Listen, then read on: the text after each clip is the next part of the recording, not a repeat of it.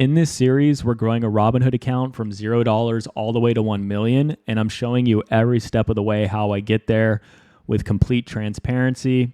You can see here in the account, we finished at $5,700 today. We are still net short the market. But in this video, I want to talk about our current positions, what happened over the last week, where I think we're headed in the markets. But I really want to talk about our number one stock pick for the next couple years. We're going to use this stock as the vehicle for us to actually reach our goals over the coming years. So stick around for that. There's going to be a lot of value here in this video. So over the last week, you can see there's been a lot of volatility. We're up to almost $7,000 in the account, but there was a really strong counter trend rally to start the year, and we were actually down to around $5,200. But because the market reversed today, we are back up to 5,700. So currently in the positions, we're net short on Bitcoin, semiconductors, as well as the S&P 500 and Palantir.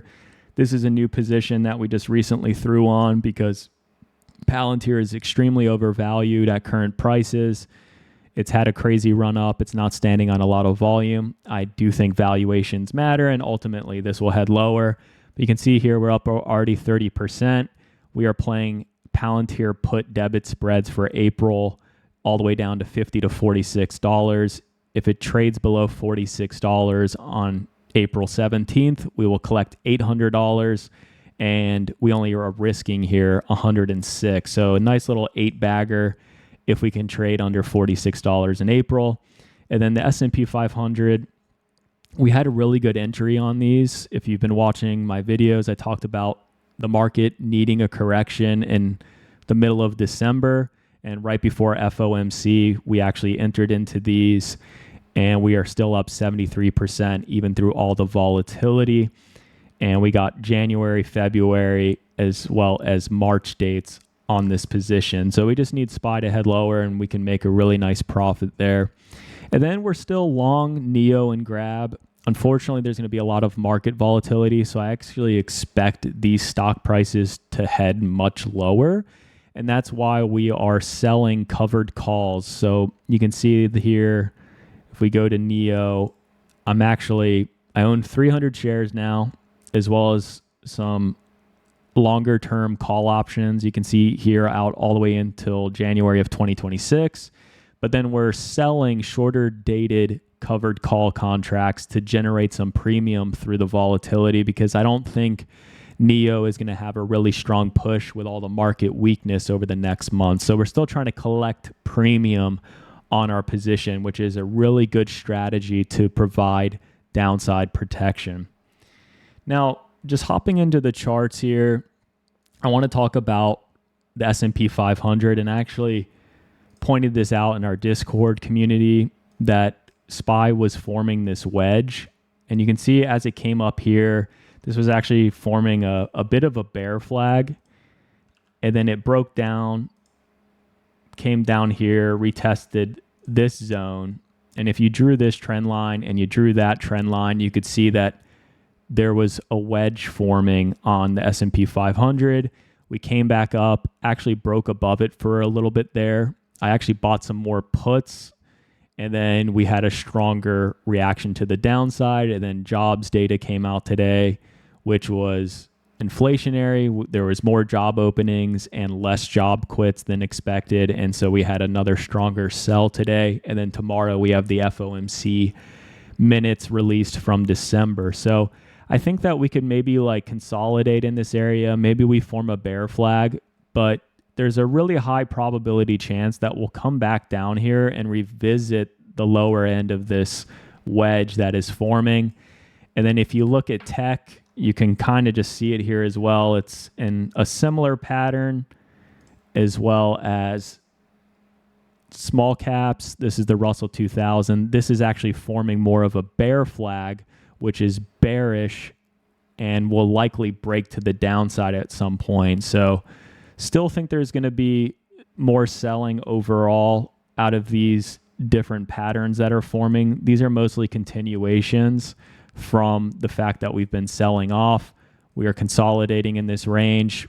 Maybe some people are buying the dip, and then ultimately we will probably drop in the market because the Fed is no longer providing as much liquidity into the market. Now, the stock that I want to talk about the most today, though, is NIO. So if you've been following along, NIO is a Chinese EV manufacturer. Now, when you hear Chinese stocks, most people run and hide. Obviously, China's going through a lot of issues. Their yields are crashing. There's a lot of deflation. They're trying to stimulate economic growth by essentially printing money. But there has been a lot of volatility with China. This was kind of like the initial bump that occurred when they announced that they were going to start stimulating the economy. We had a push to the upside, and then since then, it's kind of just fallen much further. Same thing with Alibaba. So it is really hard to play Chinese stocks because most U.S. investors are not looking at them. They try to avoid them.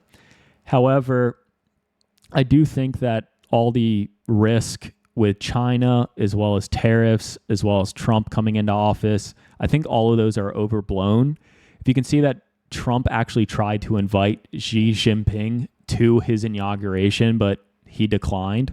So he really wants to have a good relationship with China. And even during his first term, Alibaba and NIO and all these other stocks actually had a really strong rally in the market over a longer period of time throughout his presidency.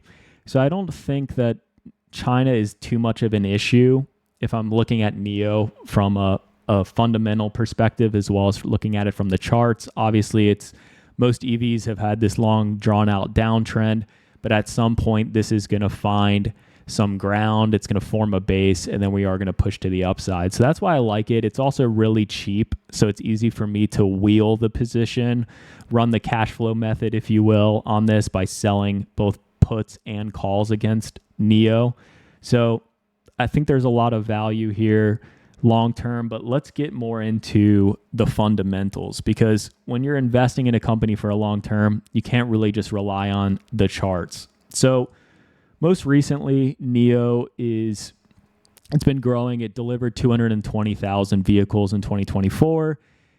It had more of like a luxury SUV line, but now they are expanding into lower, more affordable price points. So this is the Envo. The Envo's around $21,000. This is the L60 model, but it's really sleek. It has all the bells and whistles that you'd be looking for. China's the largest EV market in the whole world, and obviously NIO is in that space, but they are also expanding to Europe as well as Dubai, and the Saudis got a lot of money, so that doesn't hurt either. But with their expansion into Europe, they also came out with this Firefly model, which is more of that like hatchback square model that the British and the Europeans like for whatever reason. It's mostly like smaller roads and just easier overall for people to maneuver in these smaller cars. So this is the Firefly. I think this is going to compete really well in those types of markets. So I think this is mostly for Europe. But you can see that even with these new models coming out over the last month or two, NIO still delivered 220,000 cars.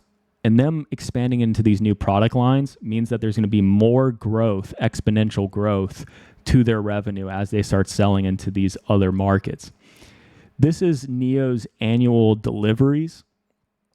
And you can see here that Deutsche Bank actually expects them to double the amount of units that they delivered in 2024 in 2025. So really explosive growth, especially at this stage, at how many cars that they're delivering. For them to do 450,000 units would be huge. And I do really like the fact that NIO is also founder-led, and William Li, the founder and CEO, is just such a great person. I've watched a lot of videos and streams. He says what he's going to do it, and he delivers. And you can see here, most people were doubting that in December he would deliver over 30,000 cars, but he met the target with 31,138 vehicles, an increase of 73% year over year, and month over month over 100%. So the Envo as well as the Firefly, I think those are going to be really nice product lines, sources of revenue for Neo, as well as their ET9, which was 999 units, more of their luxury SUV. That sold out within hours. So a lot of demand here. The other really unique thing about Neo is their battery swap stations. And what that is, instead of going to a supercharger where you have to park your car, plug it in, and wait 10, 15, 20 minutes for it to charge, you actually just pull into this box and it swaps out your battery from your car and replaces it with a new one in 2 to 3 minutes fully charged. So that way you don't have to wait around. You just drive in, kind of like a car wash in America, and then it just swaps out your battery for you. And now they have 3,005 battery swap stations. Here's like a video of how quickly they've been building these swap stations all over China. If we just kind of skip through here, you can see that it's exponential growth. And they also offer the ability for you to lease your battery. So you don't need to actually buy the car at the full price with the battery installed. You can just lease the battery. So you can actually take like 10 grand off the sticker price of the luxury SUVs and then subscribe to a battery swapping subscription where you actually don't own the battery. And of course, superchargers, this is just kind of like some evidence here that there's a lot of demand for superchargers. The more that EVs that people have, the more that there's demand at these stations. And because it takes so long, people are getting into fighting over the superchargers. And so this battery swap station tries to solve all of those delays. And ultimately, people are always going to pay for anything that saves them time. So this is why I think that if we go back to the charts, I think that sure, and if there's a lot of volatility, the market sells.